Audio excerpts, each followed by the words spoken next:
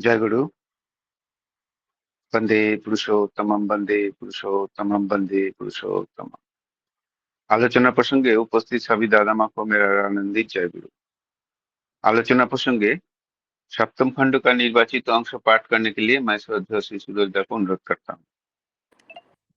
जय गुरु। आलोचना प्रसंगे सप्तम खंड, डेट 31 जनवरी 1946, पेज 54-55। विपिन दा, मुश्किल आछे। विपिन दा ने श्री ठाकुर जी से पूर्व प्रसंग को क्रम अनुसार कहने लगे, मुश्किल है। श्री ठाकुर साहस से बोलें, मुश्किल दूर करलेई आसान। श्री ठाकुर हंसते हुए कहने लगे, मुश्किल दूर करने से ही आसान। मुश्किल के आलिंगन करे ताके इंटैक्ट अक्षत रखले आसान है ना। मुश्किल को आलिंगन करके उसे इंटैक्ट यानी कि अक्षत रखने पर आसान नहीं हो पाता है। मुश्किल तो আছে ही, ताके ओवरकम अतिक्रम करा लगबे। मुश्किल तो है ही, उसे ओवरकम यानी कि अतिक्रम करना होगा। प्रफुल्ल, दीक्षित हुए बुझे सुझेও মানুষ অন্যরকম করে কেন? प्रफुल्ल दास इसी ठाकुर जी से प्रश्न पूछे कि दीक्षित होकर भी मनुष्य समझ बूझ कर भी दूसरे की सम से क्यों करते हैं? सीसी ठाकुर, कारण कॉम्प्लेक्स प्रवृत्ति इंटरवेन करे, ऐसे पड़े माঝখানে। सीसी ठाकुर जी इस प्रश्न का उत्तर देते हुए कहने लगे, क्योंकि कॉम्प्लेक्स यानी कि प्रवृत्ति इंटरवेन करता है, यानी कि बीच में आ पड़ता है, तबे दीक्षित होले साधारणत तार एक प्रभाव थाकेई। लेकिन दीक्षित होने पर साधारण तौर पे इसका एक प्रभाव रहता ही है।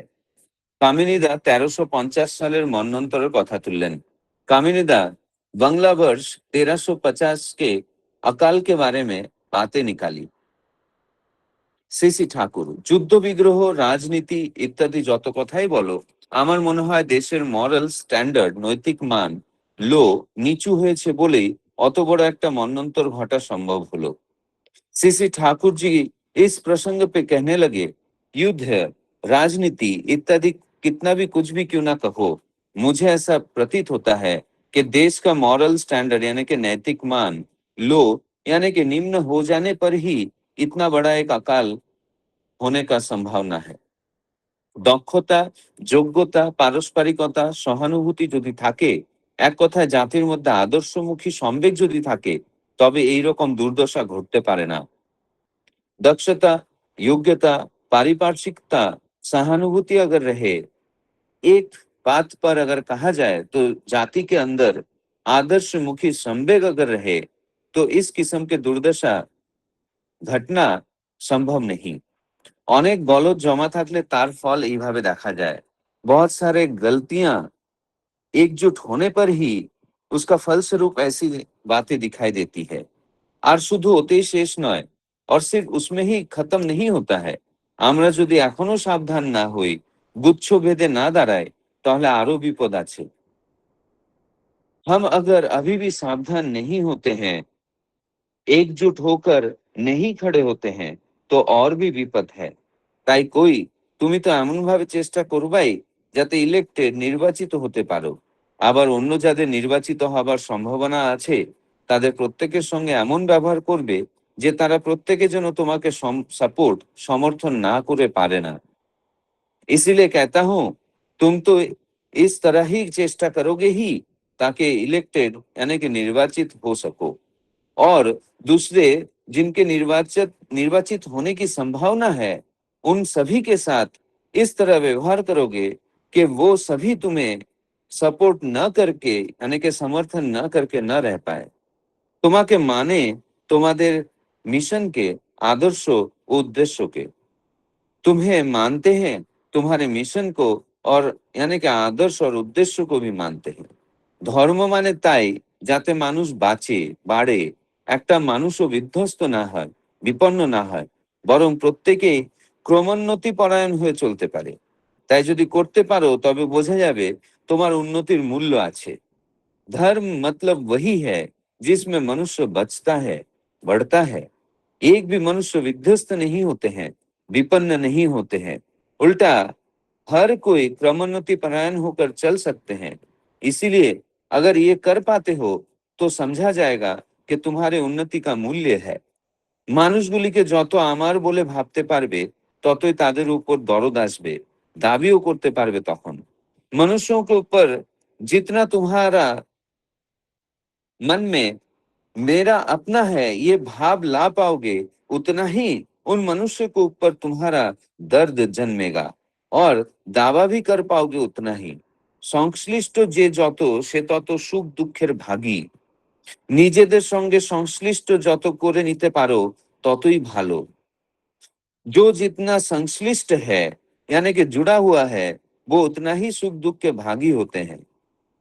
अपने साथ जुड़ लेने का जितना कोशिश कर पाओगे उतना ही अच्छी बात है। এই কামিনী আর আগের কামিনীতে তফাৎ আছে ঢের, তাই কামিনীর জন্য বুকের রক্ত ঢেলে হাঁটতে ইচ্ছা করে, তার ভাবনায় রাতে ঘুম হয় না। ठाकुर जी कामिनी के बारे में कहने लगे कि ये कामिनी और पहले की कामिनी में बहुत फर्क है, इसीलिए कामिनी के लिए सीने का रक्त ठेल कर मेहनत करने की इच्छा होती है, उसके चिंता में रात को नींद नहीं होती है। তাই कोई ইলেকশন ডজে নির্বাচনী চালে কোনো কাম হয় না। আইডিয়াল সেন্ট্রিক সলিডারিটি আদর্শ কেন্দ্রিক সংহতি যতখানি হয় ততখানি কাম। इसलिए मैं कहता हूं इलेक्शन डॉज यानी कि निर्वाचनी चाल से कोई काम नहीं हो सकता है। आइडियल सेंट्रिक सॉलिडारिटी यानी कि आदर्श केंद्रिक संहति जब तक है तब तक ही काम है। আমি যা বলছি তা ইগনোর উপেক্ষা করো না, তাই যেন আদত কথা কর্নার पिलर কোন স্তম্ভ। मैं जो कह रहा हूं उसे इग्नोर यानी कि नजरअंदाज मत करना, तुम जानना वही असली बात है। কর্নার पिलर यानी कि কোন স্তম্ভ। এই কাম করতে পারলে যেন 12 আনা কংক্রিট নিরন্ধ্র হয়ে গেছে আর 4 আনা থাকে टैक्टफुल मैनेजमेंटेर कौशली व्यवस्थितिर मध्य। अगर ऐसे तुम काम कर पाओ तो जान लेना कि 12 आना यानी कि कंक्रीट निरंध्र हो चुका है और 4 आना रह जाता है टैक्टफुल मैनेजमेंट यानी कि कौशली व्यवस्थापना के अंदर। তাও ইগনোর করার নয়, তা ঠিক না রাখলেও নিজের গোলমাল হতে পারে। वो भी इग्नोर यानी कि नजरअंदाज करने लायक नहीं है, वो ठीक न रखने पर खुद का ही गोलमाल हो जाता है। 4 সাবজেক্টে বিষয় পাশ না করলে পাশ হবে না। বাংলা ইংরেজি অঙ্কে ভালো মার্ক পেয়ে সংস্কৃতে ফেল করলে পাশ হবে না।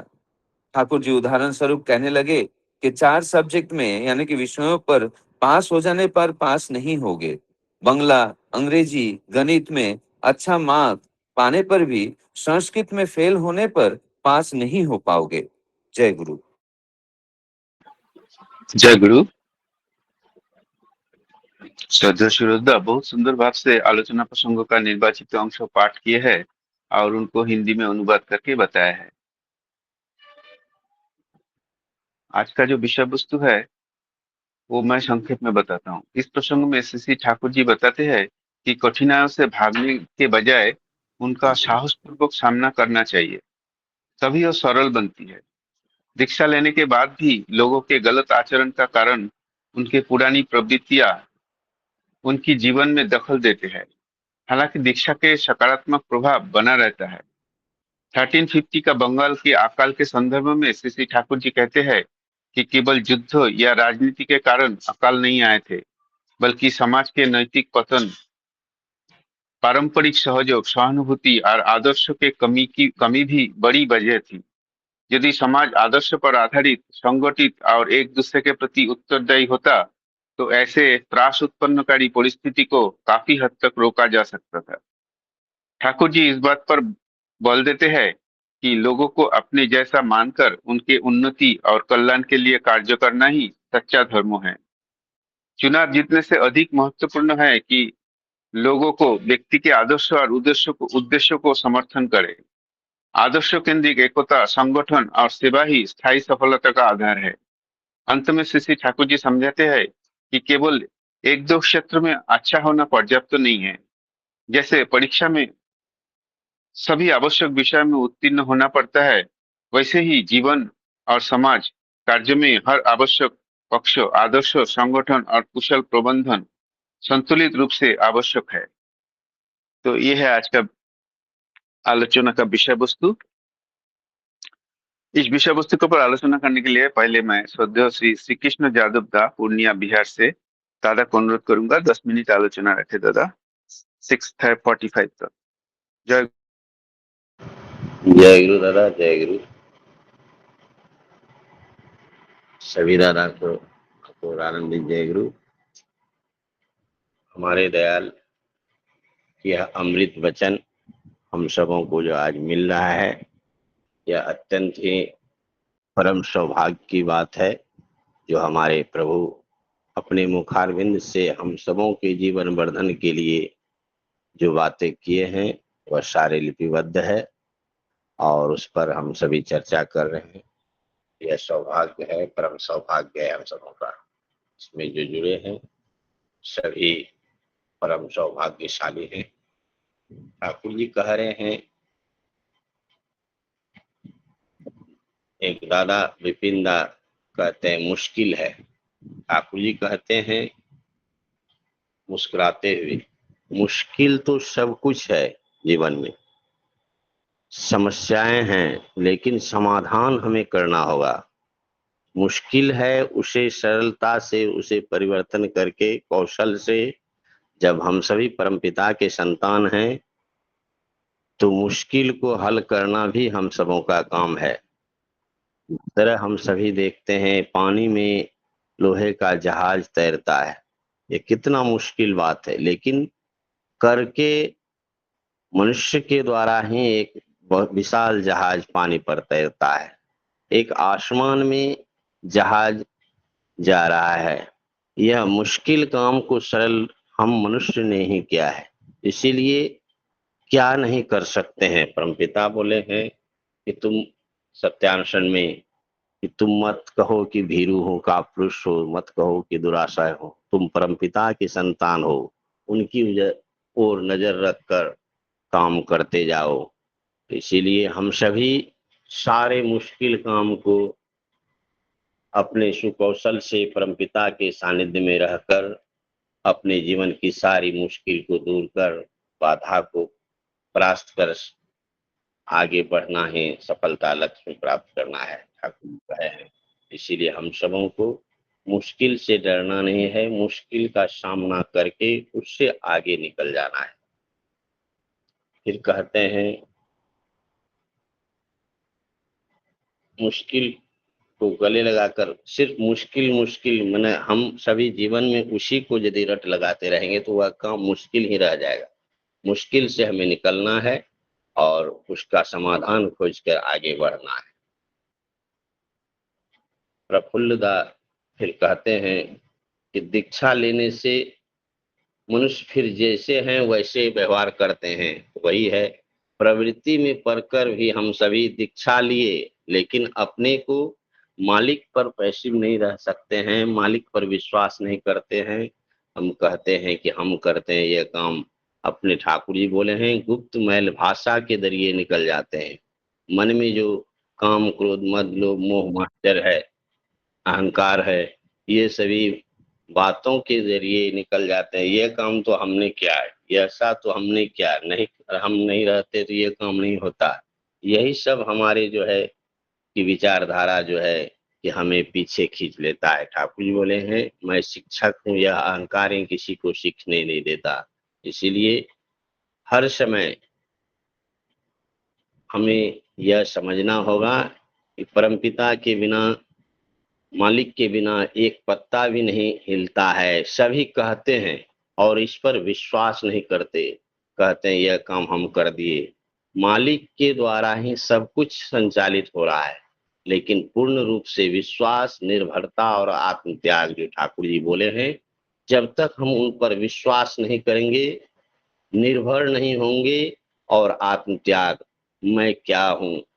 प्रत्येक मनुष्य एक पदधारी है, वह किसान हो, वह व्यवसायदार हो, वह शिक्षित हो, टीचर हो, डीएम हो, एसपी हो, डॉक्टर हो, कलेक्टर हो, लेकिन ठाकुर जी बोले हैं आत्म त्याग। जिस तरह मीराबाई ने यह नहीं समझी कि वह राज घराने की है, वह परमपिता के दास बनकर अपने को उनके रंग में रंगने के लिए मालिक से प्रार्थना कर रहे हैं, लाल न रंगाओ मैं हरा न रंगाओ, अपने ही रंग में रंग दे चुनरिया। फिर बौरदा कहे कि तुम्हार रंगे हृदय आमार रंगा। हम मालिक के रंग में रंगेंगे। हम यह नहीं कि हम डॉक्टर हैं, इंजीनियर हैं, क्या है, हम परमपिता के संतान हैं। उनके जो भी कार्य हैं उसमें हम उनके परमपिता के बनकर अपने सहयोग करते जा रहे हैं। हमारी सौभाग्य है, आज यह मौका मिला है तो हम कर रहे हैं। न जाने यह सांस कब थम जाएगी और हम निष्क्रिय हो जाएंगे, हम कुछ भी नहीं कर सकेंगे। इसीलिए हम सभी उन पर विश्वास करके निर्भरता के साथ आत्मत्याग, हम क्या हैं यह नहीं, हम परमपिता के संतान हैं, हम नहीं करेंगे तो कौन करेंगे। इसीलिए चाहे वह मंदिर का काम हो, वह डीपी वर्क का काम हो, वह घर घर जाकर दि- दीक्षा दिलाने की इजाजन का काम हो या प्रार्थना की काम हो, हर तरह से हम उनके दास होकर, श्री श्री गौरदा कहा करते थे कि हम ठाकुर के कुकुर हैं, और हम सभी कहते हैं कि अपने आप को बहुत बड़े भक्त हैं। यही कारण हम सभी उनका नहीं बन पाते हैं, अपने अहंकार के कारण। ठाकुर जी कहे हैं कि सब कुछ होगा लेकिन विश्वास करने से होगा। इसीलिए और फिर हड़ताल ये बहुत बड़ा अकाल पड़ा है, तो ठाकुर जी बोले हैं यह सामंजस्य यदि होगा, हम सभी एक दूसरे पर परस्पर यदि प्रेम प्रीति से रहेंगे तो सारा समस्या भी टल जाएगा। हम सभी को जगना होगा। देश आगे बढ़ रहा है, कह रहे हैं सभी, लेकिन वास्तव में जो है कि आदर्शमुखी नहीं होने से विशृंखल हो रहा है। अपने आप मन की घानी में सभी चल रहे हैं, और इसी मन की घानी के चलते यह दुर्दशा है। इतनी बड़ी अकाल आए और इसका जो परिणाम हुआ सभी देखा गया। इसीलिए हम सभी ठाकुर के बताए हुए मार्ग पर अक्षरशः यदि चलेंगे, अपना गुणगान छोड़ दो और दूसरे के लिए यथा सर्वस्व दांव पर लगा दो, वही कह रहे हैं।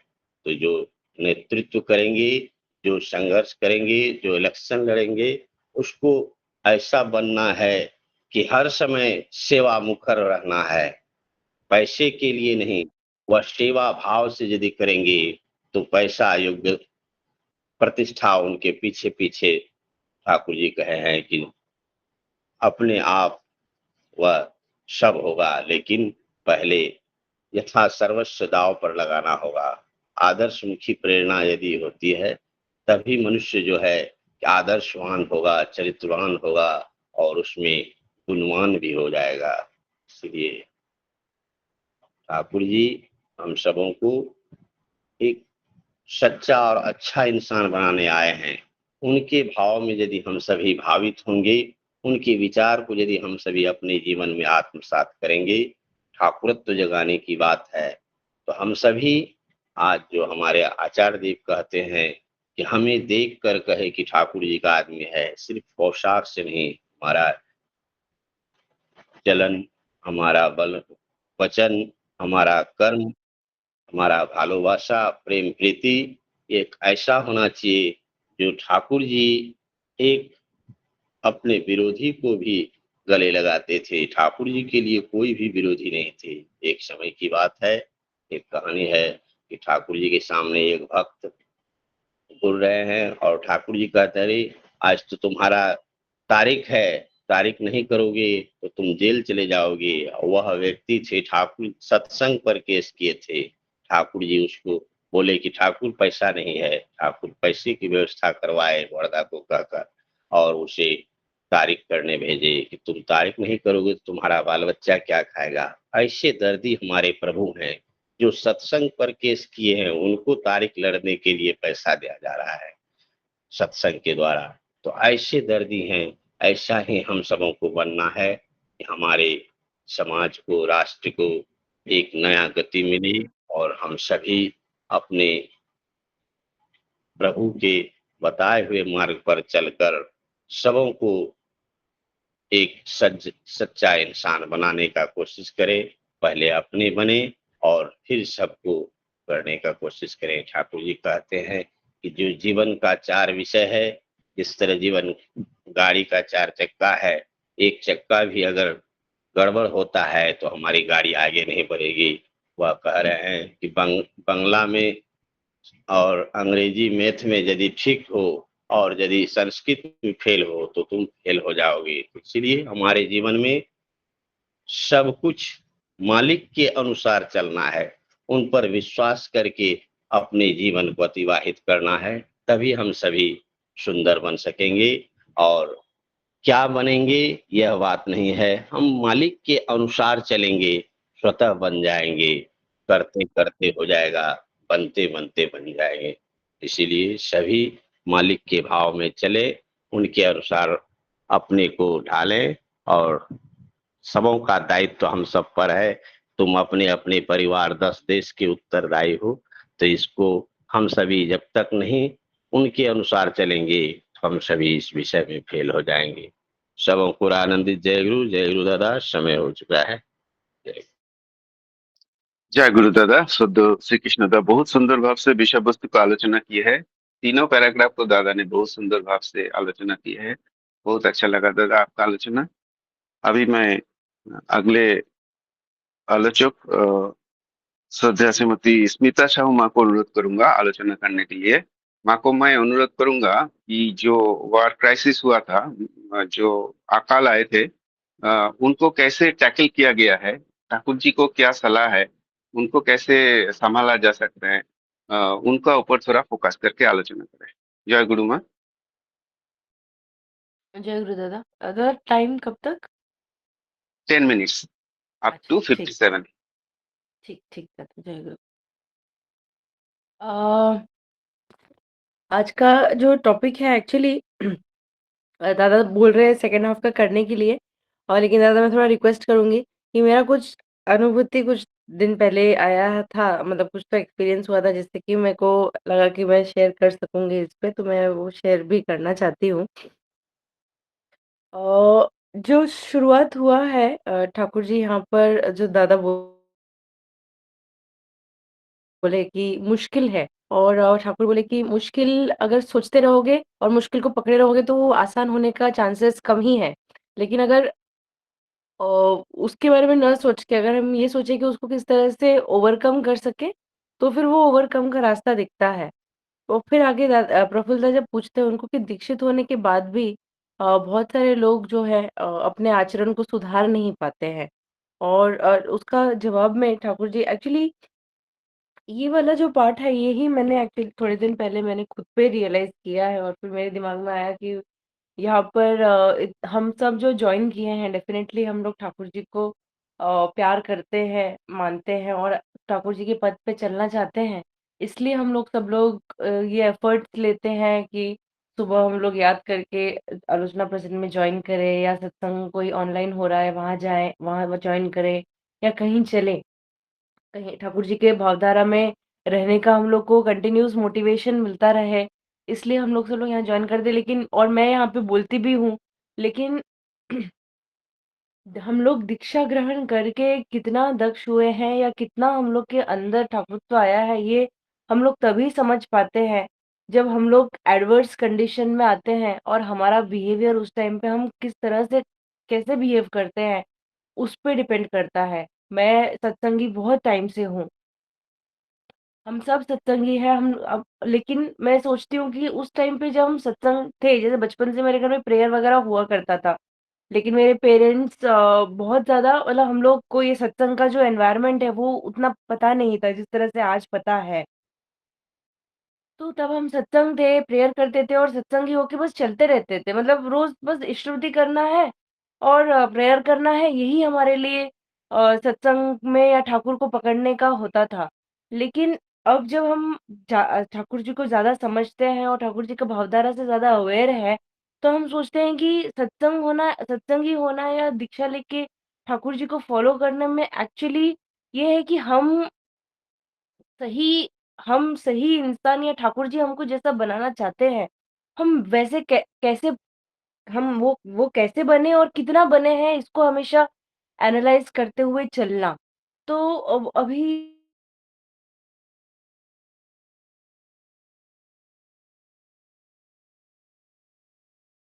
जय गुरु। आवाज चली गई। मैं घर जाती हूँ जी जी दादा। अभी बिल्कुल नहीं आ रहा है। कितना टाइम? हेलो। अभी आ रहा है, अभी आ रहा है। अच्छा सॉरी। तो मैं ये बोल रही थी कि अ, हम लोग ठाकुर जी को लेके हम लोग दीक्षा लेके कितना दक्ष बने हैं या कितने ठाकुर जी के इसमें है, वो हम लोग कंटिन्यूअसली अपने आप को एनालाइज करके देखें तो ही समझ में आता है। और स्पेशली जब हम एडवर्स कंडीशन में होते हैं तब हम कैसे बिहेव करते हैं। अभी कुछ दिन पहले की बात है। मैं मेरे बच्चे को स्कूल से लेने जा रही थी और जाते वक्त मैं स्कूटी चला रही हूँ और मेरे दिमाग में यही सब आलोचना की बातें, यही सब बातें मतलब नाम कर रही हूँ और नाम के साथ साथ कोई इंसिडेंट आ रहा है जिसमें मैं बात कर रही हूँ किसी से और ठाकुर जी के बारे में बोल रही हूँ या उसको कन्विंस करने का कोशिश कर रही हूँ, ऐसी ही सब बातें चल रही हैं, ठीक है। तो यानी ठाकुर जी मेरे दिमाग में है, किसी तरह से तो है। लेकिन जैसे ही मैं उसके स्कूल जब छूटता है, तो बाहर बहुत भीड़ होती है, तो पार्किंग का स्पेस मिलता नहीं है। कोई यहाँ से काट रहा है, कोई वहाँ से काट रहा है, बस कहीं यहाँ अटकी पड़ी है, कहीं वहीं ऑटो अटका पड़ा हुआ है, जाने में रास्ता नहीं है। तो इस तरह से कुछ सिचुएशन रहता है उसका स्कूल जब छूटता है। तो जैसे मैंने वो टर्न लिया तो मेरा दिमाग भी वही हो गया कि कहाँ पार्क करूँ, ठीक है? और उस चक्कर में मैंने जैसे मैंने अपना गाड़ी ये किया, मैं देख रही हूँ वहां से एक गाड़ी आ रही है, मुझे ऐसा लगा वो चली जाएगी, लेकिन वो जा नहीं रही है, वो भी उसी पार्किंग स्पेस को एम कर रही है।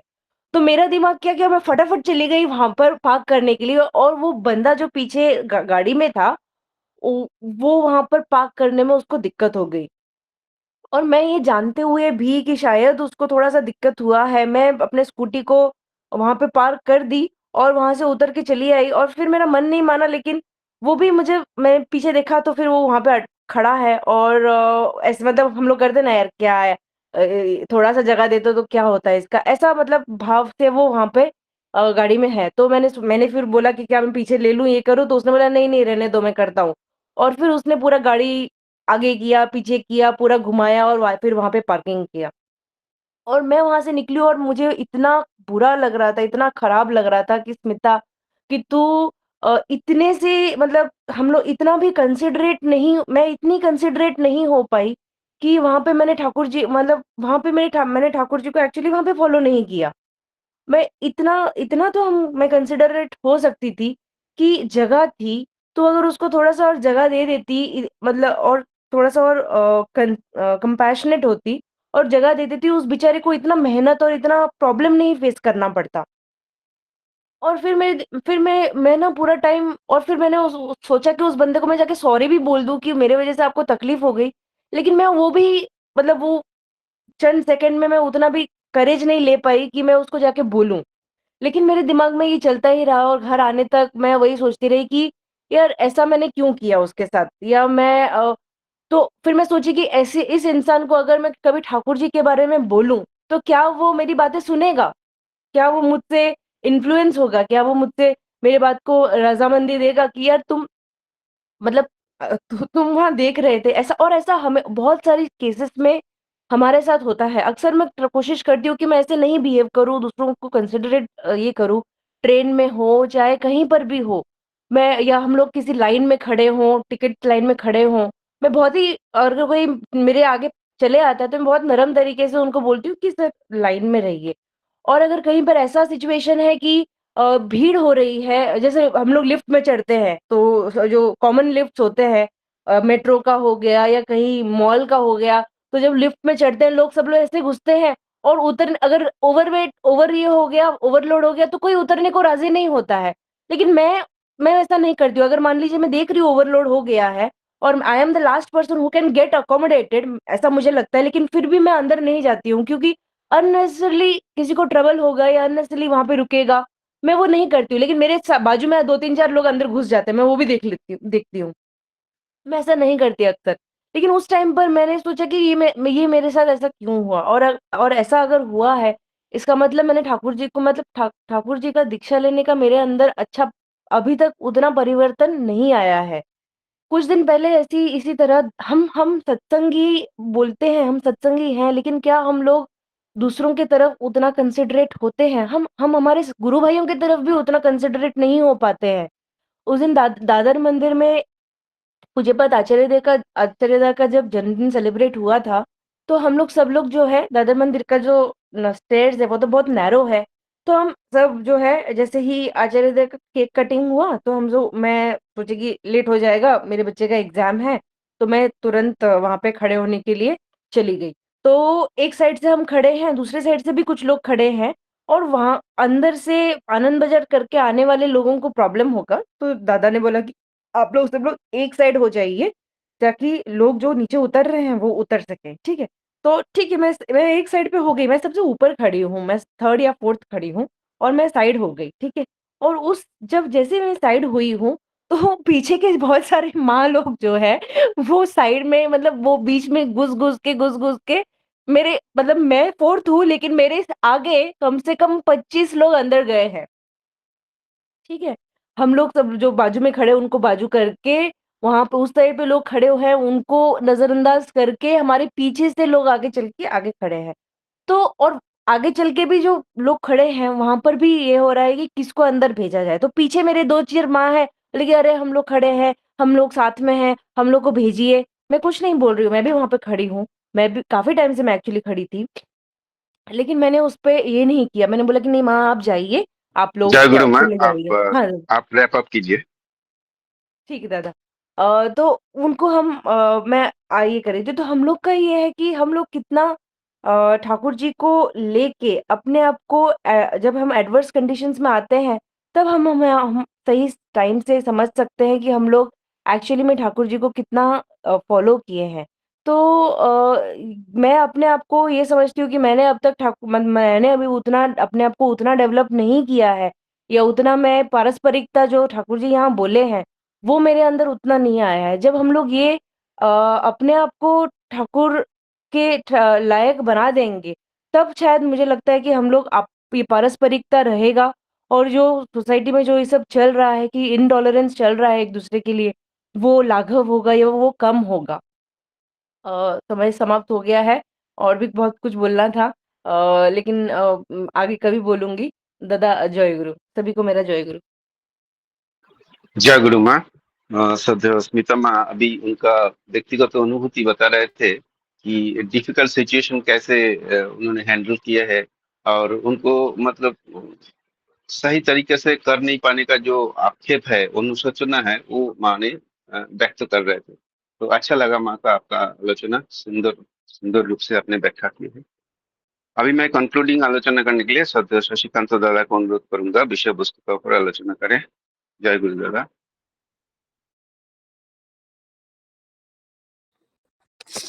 जय गुरु। वंदे पुरुषोत्तमम, वंदे पुरुषोत्तमम, वंदे पुरुषोत्तमम। सोमनाथ दा, थोड़ा नेटवर्क का इशू है, मैं दूसरा फोन से कनेक्ट किया, कहीं हाँ, पे कुछ साउंड का इशू होगा तो आप मुझे बताएंगे, हाँ? जहाँ पर सुनाई नहीं श्योर। देगा। ठीक ठीक।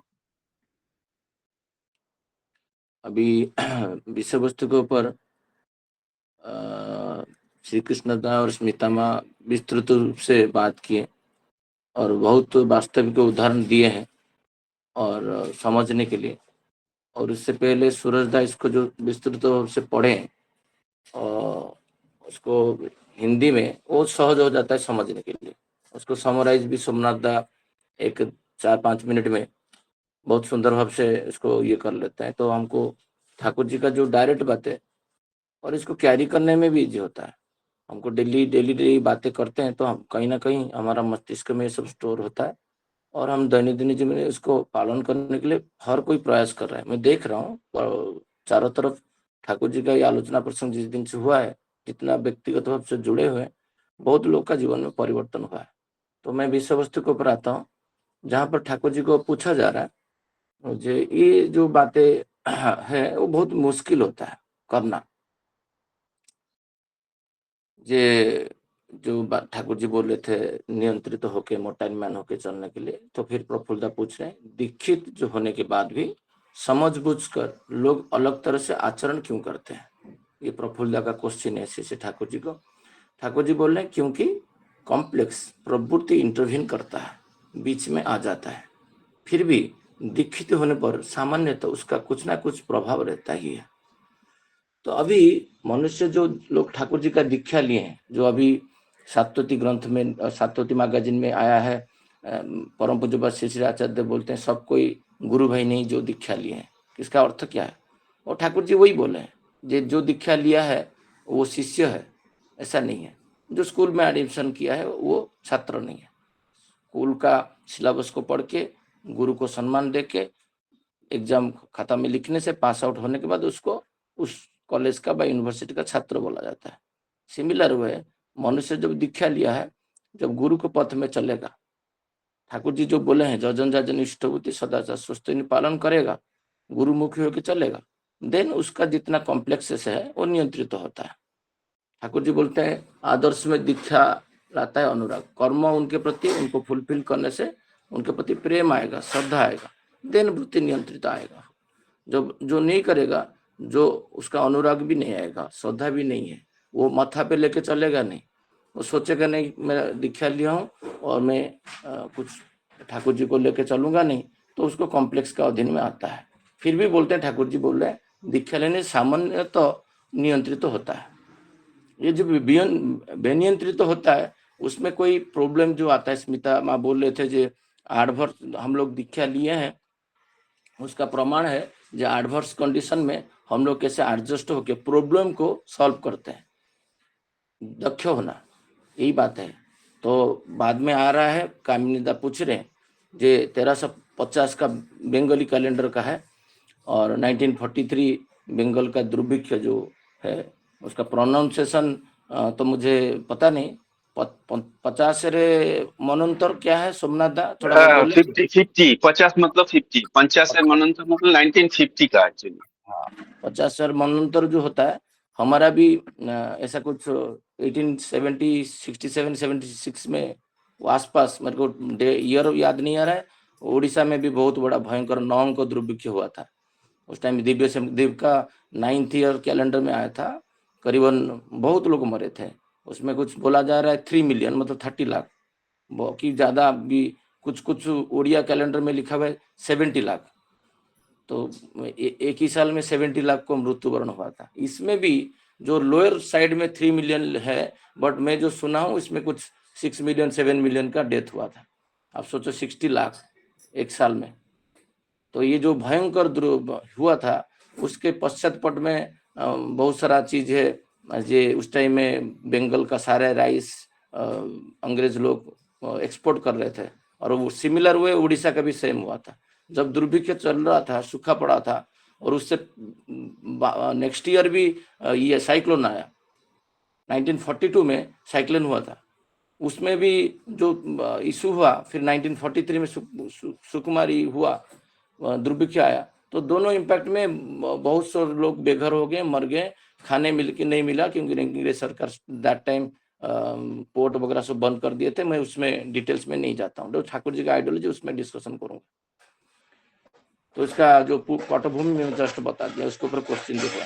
ठाकुर जी क्या बोल रहे हैं ना, युद्ध संघर्ष राजनीति आदि का जितना भी बातें कहो, वार हो कि जितना भी ये अभाव अनटन दुर्भिक्ष आए, साइक्लोन आए, फ्लड आए, कुछ भी आए, कि इमरजेंसी आए, पुराना काल में भारतवर्ष में इमरजेंसी आया था, पॉलिटिकल इमरजेंसी, मैं किसी पार्टी का नाम नहीं लूंगा, जितना भी इमरजेंसी आया है राजनीति के कारण में, जो जीवन अस्त व्यस्त हो जाता है, मरने का सिचुएशन आ जाता है, ठाकुर जी बोलते हैं मुझे ऐसा नहीं लगता है देश का मोरल स्टैंडर्ड, नैतिक स्तर लो नीचे हो गया था, इसलिए उतना बड़ा अकाल संभव हुआ है।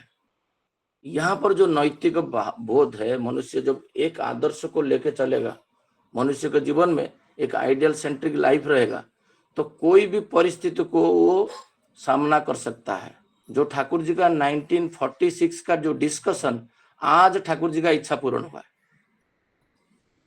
मैं बोलूंगा श्री श्री ठाकुर अनुकूल का इच्छा जो था आज ही पूर्ण हुआ है, 2022 में, 23 में, 21 में, 2020 से स्टार्ट हुआ था, 4 साल 3 साल संघर्ष किए।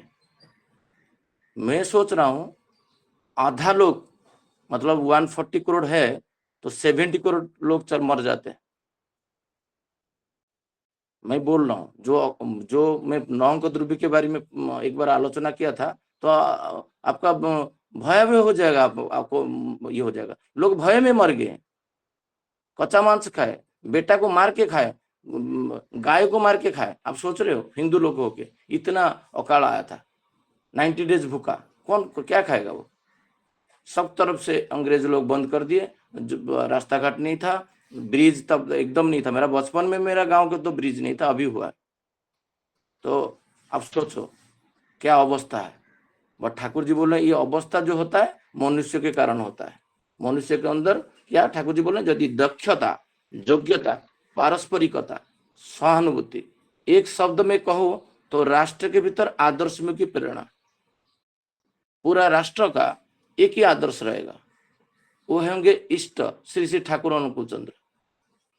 जब होंगे तो हमारा अंदर सहानुभूति, शब्द ऐसे नहीं आता है, वो तो दीक्षा पालन करने से अनुराग आएगा, वृत्ति नियंत्रण आएगा, वृत्ति आएगा, जो सहानुभूति आएगा, परस्पर का दुख कष्ट को मैं अनुभव करके उसको सहानुभूति दिखाऊं। जो विपद में पड़ा है, धुलाई द पेड़ से नीचे गिर गए, सुबह से शाम तक के अंदर एक व्यक्ति को बचाने के लिए जो भी है 1,30,000 एक ही दिन में कलेक्शन कर दिए।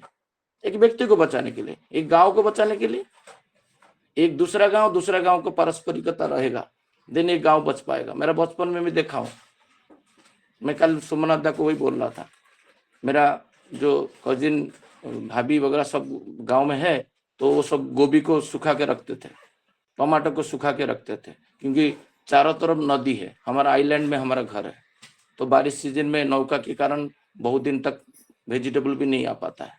वो 3 महीना मैनेज करते थे, और जिसका घर पे नहीं रहता था उसको डब्बा भेजते थे, जे तू ले 1 महीना के लिए खाने तेरे को घर पे भेज रहा हूँ, इसको भिगा के फिर दोबारा खा ले। ये होता था पारस्परिकता। यही ठाकुर जी बोल रहे हैं हमारा अंदर जो पारस्परिकता रहा कोविड में, एक ही दिन आप एक घर में वाइफ को, बच्चे को बैंगलोर में बेटा पढ़ाई कर रहा है तो बोलने से उठता नहीं है, बट हमारा प्रधानमंत्री एक निर्देश दिए टीवी में आके 2-3 मिनट का स्पीच, जो सब लोग लाइट बंद करके घंटी बजा के शंख बुझाने से हमारा अंदर जो एकता दिखाना है, हम यूनाइटेड है, हम मरेंगे नहीं, हम परस्पर को सहायता करेंगे। जे एक बार मोबाइल जला दो, घर का लाइट बंद कर दो, भारतवर्ष में सारे लोग लाइट बंद कर दिए। सोच पा रहे हो, ये होता है ठाकुर जी का परिकल्पना हुआ है। ठाकुर जी का जो ड्रीम है अभी धीरे धीरे वास्तवित हो रहा है। जो अकाल में 6 मिलियन, क्या ओनली अकाल पड़ा था बंगाल में, नौका द्रव्य को उड़ीसा में आया था, भारतवर्ष में नहीं आया था। बट 6 मिलियन डेथ कैसे हुआ, कि 4 मिलियन डेथ कैसे हुआ? आज होगा? नहीं होगा, आज नहीं होगा, क्योंकि मनुष्य के अंदर वो सहानुभूतिता से पारस्परिकता, प्रेम बढ़ा है पहले से। वो बाधक हम अंग्रेज को नहीं देंगे, हमारा अंदर ही नहीं था। हमारा अंदर ही बहुत सारा प्रतिलोम विवाह के कारण हमारा अंदर वो एकता नहीं था, विश्वासघात था, डेवलप हुआ है ठाकुर जी आने के बाद। ठाकुर जी बोल रहे हैं जब बहुत सी त्रुटियां जमा हो जाती है तब उनका परिणाम इस प्रकार दिखाई देता है, और केवल इसी पर बात समाप्त नहीं होती। मैं देखता था जो कैलेंडर में, एक बार मैं मेरा सहयोगी को ऑफिस में बता रहा था, मैं तुम 330 BC में चले जाओ, आज से 2300 साल पहले कि 2600 साल पहले कैलेंडर में कलिंग एक छोटा सा बिंदु दिखेगा, पूरा चंद्रगुप्त मौर्य का साम्राज्य दिखेगा, अफगानिस्तान से लेकर श्रीलंका म्यांमार तक, एक छोटा सा। क्या चंद्रगुप्त मौर्य के पास इतना शक्ति नहीं था कलिंग को जय करने का? यही है स्वाभिमान। अशोक भी रक्ताक्त होके वहीं पे चंडाशोक से धर्माशोक बने। ठाकुर जी बोले तुम्हारा अंदर आदर्श होना चाहिए। ये जाति के पास एक आदर्श था श्री जगन्नाथ जी का, इसके वजह से उनको कोई जय नहीं कर पाता था, तो हमारा एकत्रित होते थे। ये फिर कैसे नौका द्रव्य के में आया? जब चंद्रगुप्त मौर्य कलिंग को जय नहीं कर पाया, क्या इतने 6 मिलियन कैसे मर गए? नष्ट हुआ है जाति, आदर्श को छोड़ा है। ठाकुर जी दुख व्यक्त कर रहे हैं, दुर्दशा आए, विपाक आए, युद्ध होगा, मरेंगे नहीं कोई। ये वाला आइडियोलॉजी है श्री ठाकुर जी का। युद्ध होने दो, कुछ नहीं मरोगे, प्रॉब्लम दुर्भिक्ष आने दो, साइक्लोन आने दो, फ्लड आने दो, राजनीति इमरजेंसी हो जाए, इमरजेंसी। सदाचार का चरम सोपान में कोविड में पहुंच गए लोग, हम अभी सब फिर छोड़ दिए। ठाकुर जी बोलते वही छोड़ देना ही दुर्भाग्य को लेके आ जाता है। जैसे चलते थे, पोशाक बाहर जाते थे, आके किचन में नहीं घुसते थे, धोते थे, अभी धो रहे नहीं। उस टाइम में वेजिटेबल को धो के फ्रिज में रख के लोग खाए, इतना चरम सदाचार पालन किए, अभी कर रहे हैं। मृत्यु का भय में किए। ठाकुर जी बोलते मृत्यु का भय में सदाचार पालन मत करो, आदर्श का भय में करो, मतलब आदर्श को प्रेम करके, तो जीवन बच जाएगा। ये कंटिन्यूड भारतवर्ष में हुआ, कि बहिर्भारत में नहीं हो पाया। बहुत देखा जाएगा तो हमारा तुलना में उन लोग का विपत्ति बहुत ज्यादा आया, बहुत लोग कंट्रोल नहीं कर पाए, क्योंकि हमारे जीवन में आदर्श था। हमारे नेता को मानने का जो प्रक्रिया, परिवार में पिताजी को सब मानते हैं, हम देखें गांव में जो मुखिया है अभी भी हम उनको मानते हैं, रेस्पेक्ट देते हैं। राज्य का जो मुखिया है उसको भी मानते हैं, और हम प्रधानमंत्री को उस दिन माने। छोटा सा स्पीच, वर्ड माउथ फैला दिए, एकत्रित तो हुए, बाहर नहीं गए, परस्पर को साहाଯ୍य किए। हमारा बिल्डिंग का कुछ लोग मिलके वेजिटेबल करीबन 1 साल तक हमको जुगाए, लेके आते थे, हम नीचे जाके लेके आते थे, किसी को कोरोना नहीं होगा, वो पैकेट करके फिर ये सदाचार में। वो लोग आगे नहीं आते तो मैं खुद जाके करीबन 55,000 का वैक्सीनेशन में सहयोग दिया। बहुत मेरा सहयोगी पीछे बैकआउट कर गए, बोले हम मर जाएंगे। मैं 1 महीना तक पूरा हेलमेट पहन के HN हॉस्पिटल के अंदर जाके काम करता था। मुझे क्या पड़ा है जियो का एम्प्लॉय होकर मैं जाके हॉस्पिटल में सेवा दो, वही बिकॉज ऑफ ठाकुर। ठाकुर जी का दीक्षा नहीं लेता तो मैं स्वार्थपर होता। बोलते ठाकुर जी बोलते सब लोग स्वार्थपर हुए, परस्पर का पारस्परिकता नहीं है, प्रेम नहीं है। आगे मैं बोलता हूँ, ठाकुर जी बोलते इसलिए कहता हूँ तुम ऐसे प्रयास करोगे कि इलेक्टेड, निर्वाचित हो सको, साथ ही जिन जिन के निर्वाचित होने का संभावना है, मतलब जिसके अंदर माल मसला है, जो चरित्रवान है, जो इष्टवान है, पितृभक्त भक्त है, उसको भी ठाकुर जी बोले उन प्रत्येक के साथ व्यवहार करोगे, तुम्हें सपोर्ट किए बिना नहीं रह सके। तुम्हें अर्थात तुम्हारा मिशन, आदर्श और उद्देश्य को, धर्म का अर्थ ही जिसमें मनुष्य जीवित रहे। धर्म का एक अर्थ होता है मनुष्य जीवित रहे। अभी कुछ दिन पहले मेरा गाड़ी में जितना लोग आते हैं, कि ऑफिस में आते हैं, कि वेजिटेबल कहीं पे जाते हैं, वो व्यक्ति मुझे बोला छोड़ दीजिए ना शशिकांत भाई, वो व्यक्ति का मैरिज के पीछे इच्छा क्यों पड़े। मैं उसको एक सिंगल सेंटेंस पूछा, एक शब्द, दादा वो दुर्दशा में जाएंगे, विपत्ति में जाएंगे, क्या आप देख पाओगे? ना, नहीं देख पाओगे। जब तुम नहीं देख पाओगे और दुर्दशा में जा रहा है, रोकोगे क्यों नहीं? तो फिर साइलेंस हो गए।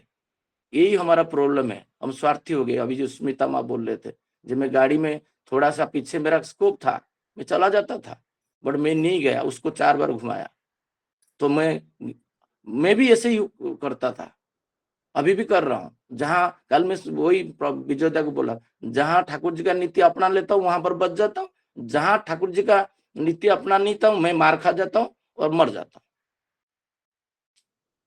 मैं जहां पर प्रवृत्ति में शैतान के साथ रहता हूँ तब मेरा जीवन में फेल्यूर है। जहां जहां ठाकुर जी को देखा हूँ, वो पकड़ा हूँ और नियंत्रित होकर चलता हूँ, मेरा जीवन में आनंद रहता है। ठाकुर जी वही बोल रहे हैं, जितना अधिक तुम लोग मेरा समझ सकोगे, उतनी ही उनके प्रति करुणा उत्पन्न होगी, और तब तुम उससे अपेक्षा भी कर सकोगे। जो जितना अधिक संबंधित हो उतना ही सुख दुख भागी होता है। लोगों के अपने साथ जितना अधिक संबंधित बना सके उतना ही अच्छा है। ठाकुर जी यहाँ पर एक बातें रखे हैं, मैं सुबह से शाम तक कितना लोग के साथ मेरा रिलेशन है, कितना लोग को मैं उज्जीवित कर पा रहा हूँ, साहाଯ୍य कर पा रहा हूँ। कल ही हम लोग बात कर रहे थे, मैं, आदित्य भाई और भरत, जो दोनों दीक्षा लिए ने, बोले तुम दोनों भारतवर्ष के लिए क्या किए? We are all selfish. Thakur ji का दीक्षा लिए हैं, बोल रहे हैं क्या किए हैं भारतवर्ष के लिए। मैं वो महाराष्ट्र में रहता हूं, तो महाराष्ट्र वातावरण के लिए क्या किया हूं?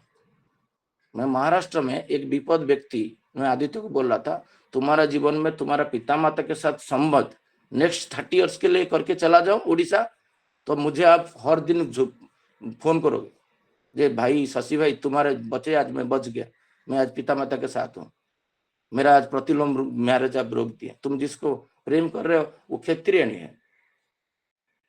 तुम वैसे हो, और मैं जाना और तुमको इसी तरह मुग्ध नहीं कर दिया जैसे तुम डिटैच हो जाओ। शैतान कबल से डिटैच कर देना तो ईश्वरता का काम है। हम एंजल्स बोलते हैं, देवदूत बोलते हैं, तुम्हारा संतान बोलते हैं।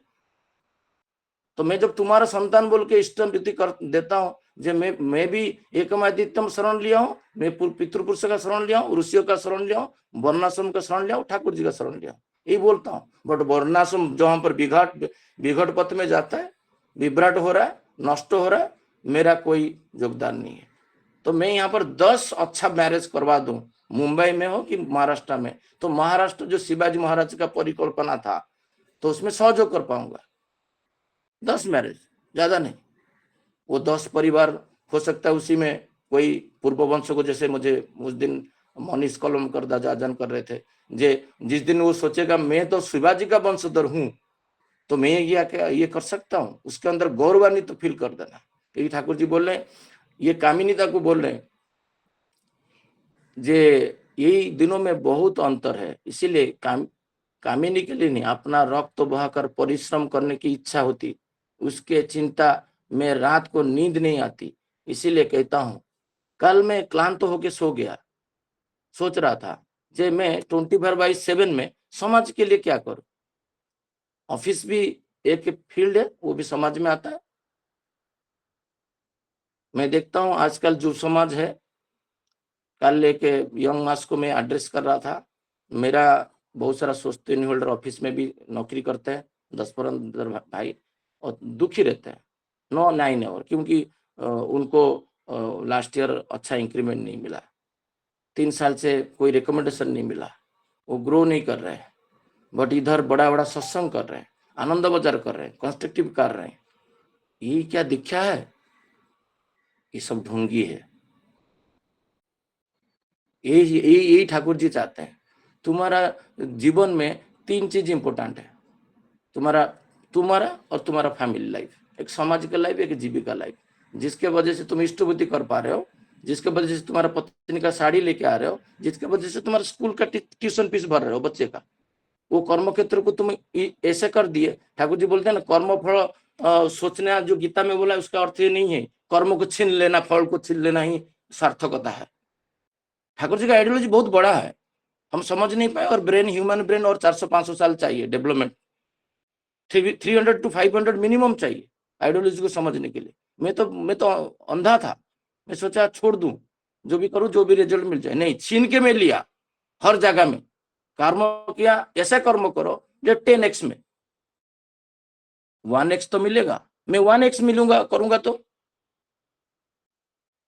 मुझे x चाहिए तो मुझे 10x करना पड़ेगा, क्योंकि मैं परम पिता का संतान हूं, मैं इष्ट बुद्धि करता हूं। मुझे कोई वंचित नहीं कर रहा पड़ेगा रिवार्ड एंड रिकॉग्निशन, कोई पॉलिटिक्स मुझे नहीं। मैं तो बहुत बड़ा पॉलिटिशियन हूं, मैं ऑफिस में बोलता हूं, जितने भी कूटनीतिज्ञ हूं उससे बड़ा मैं हूं। नहीं हो पाएगा तो ठाकुर जी का संतान कैसे हुआ? ऑफिस में जो सोचते नहीं होल्डर डिप्रेशन में जाते हैं, बोलते हैं मुझे कंपनी खराब है, तो ठाकुर जी का दीक्षा का नियम पालन कर रहे हैं? यही ठाकुर जी यहाँ पर बोल रहे हैं। इसीलिए कहता हूं, जो इलेक्शन जज निर्वाचन के चल से काम नहीं होता, आइडियल सेंट्रिक सॉलिडिटरी, ये वर्ड आप यूज कर रहे हो, जब आप सोचोगे, आपका हम सोच के हैरान हो जाओगे ठाकुर जी का आइडियोलॉजी को समझने के लिए। ठाकुर जी बोलते हैं, मैं जो कह रहा हूं उसे इग्नोर, उपेक्षा मत करना, इससे ही मूल बात समझो, कॉर्नर पिलर। हम लोग प्रोफेसर सब हो गए हैं, हम एबीसीडी को भूल गए। कल मैं दिनेश भाई को बता रहा था, मेरा दिनेश भाई जी मेरा रक्त संपर्क का ब्लड का भाई नहीं है, बट उससे बड़ा है, मैं बोल सकता हूँ। उसका नाम लेके पूछा, मम्मी को प्रणाम करते हो ना? कभी कभी करता हूँ। ग्रुप में बोलने से उसको बाधा नहीं होगा, वो व्यक्ति ऐसा है। बोला यही हुआ है, तुम डीपीआर का हेड हो, फिलैंथ्रोपी देखते हो दादर का, बट हम सब प्रोफेसर बन गए हैं, बड़ा बड़ा दायित्व ले लिए, बट एबीसीडी को भूल गए। एबीसीडी क्या होता है? पिता माता को प्रणाम करना, थालकुड़ी पत्ता खाना, शवासन करना, इंटीग्रल पार्ट ऑफ दीक्षा।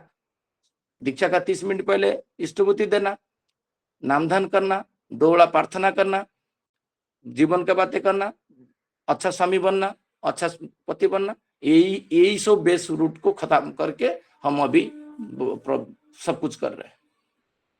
एक दिन बंद नहीं होगा। कैसे बंद हो जाएगा?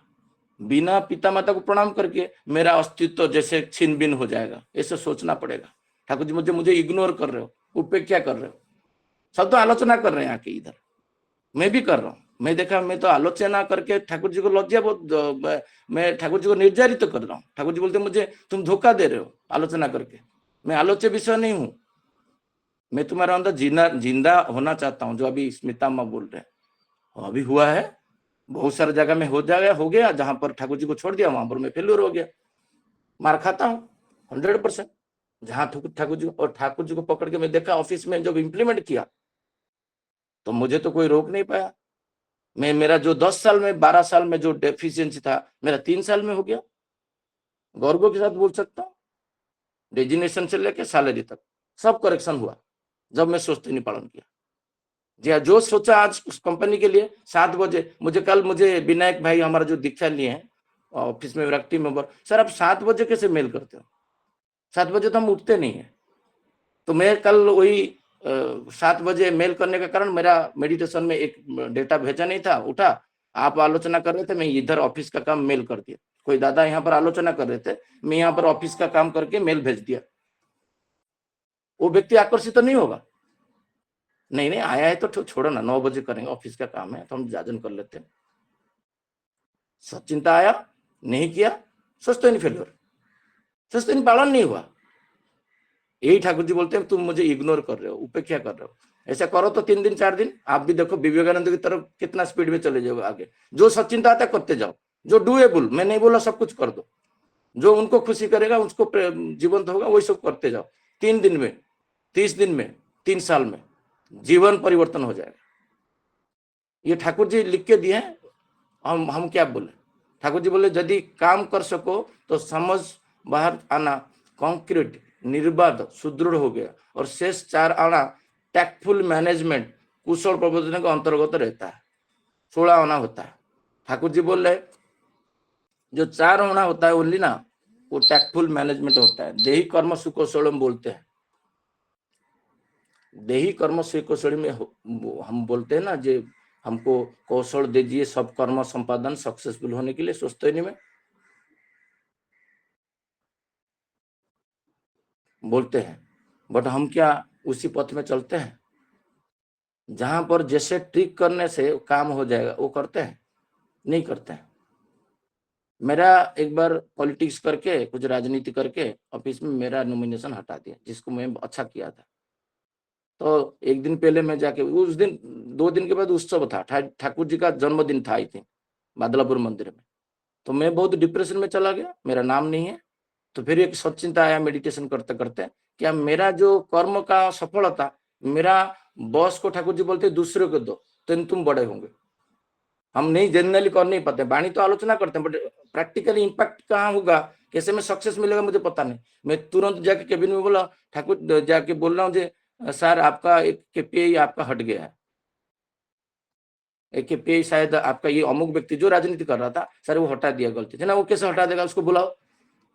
तो मेरा जितना जो कैलिब्रेट है उसमें मैं ऐड करवा दिया जी, सर ये आपका अचीवमेंट में डालिए, क्योंकि मैं किया हूं तो आपका अचीवमेंट में तो डालना चाहिए। जब फर्स्ट स्लाइड में मेरा अचीवमेंट दिखाया तो वो व्यक्ति सोचा जब मैं तो उसका अचीवमेंट तो डाला, उसको बिना प्राइज में कैसे अचीवमेंट होगा। तो मुझे अवार्ड मिला, मैं उत्सव छोड़ के, बादलापुर उत्सव छोड़ के 2 बजे मैं गया था अवार्ड लेने के लिए, एक वाणी को इंप्लीमेंट करने से। उसी दिन ये वाणी पढ़ा और ये इंप्लीमेंट कर दिया, बट वो नहीं करता। तो नहीं सर मुझे कैसे आप कर दोगे, आप कैसे मेरा नाम काट दोगे, मैं इतना काम किया हूं, मुझे नहीं मिलता। जैसे मैं बोल दिया सर आप किए हो, मैं आपके अंडर आता हूं, आप कैप्टन हो, मैं सोल्जर हूं, तो आपका पेमेंट दिखा दीजिए ना। तो मेरे बारे में मुझे सोचना नहीं पड़ा। बहुत सारा उदाहरण मेरा में आ रहा है, मैं प्रैक्टिकली किया हूं, इसलिए लोग को उज्जीवित और उद्बुद्ध कर देता हूं। वाणी को मैं मैटेरियलाइज किया हूं, मैटेरियलाइज किया हूं, इसलिए बोल पा रहा हूं, नहीं तो नहीं बोल पाऊंगा, कहां से बोलूंगा। तो इतना बोल के लास्ट को एक सेंटेंस, उसी पे इग्नोर करना उचित नहीं, वो ठीक नहीं रहता है, अपनी भीतर अवस्था उत्पन्न हो सकता है, ये बोल रहे हैं ठाकुर जी लास्ट को। जब उसको इग्नोर मत करो। पिता माता को कभी कभी क्या ब्लड में डीएनए में लगा दो, मैं करूंगा। बहुत लोग नहीं कर पाते हैं, जो लीडर है वो नहीं कर पाते हैं, क्योंकि एबीसीडी भूल गए ना, वो लीडर हो गए। तो ABCD जो भूल के सब कर रहे हैं, जजन जाजन इष्टवती, लास्ट वाली इष्टि चलन। इष्टि चलन, ये दुख दुर्दशा संघर्ष राजनीति युद्ध जो भी परिस्थिति आ जाए, जितना भी एडवर्स सिचुएशन जो स्मिता माँ बोल रहे थे, मैं हैंडल कर पाऊंगा, हम हैंडल कर पाएंगे उनको खुश करने के लिए। इतना बोल के मेरा वाणी को विराम देता हूँ। जय गुरु।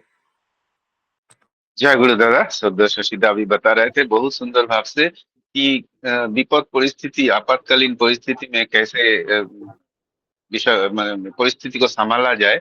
उनका ठाकुर जी जो मार्गदर्शन दिए हैं उनको कैसे इम्प्लीमेंट करना है, ये दादा ने बहुत सुंदर भाव से विस्तृत रूप से आलोचना करके बताया है। बहुत अच्छा लगा दादा आपका आलोचना। आज का समय समाप्त हो चुका है। सभी दादा माँ को जय गुरु।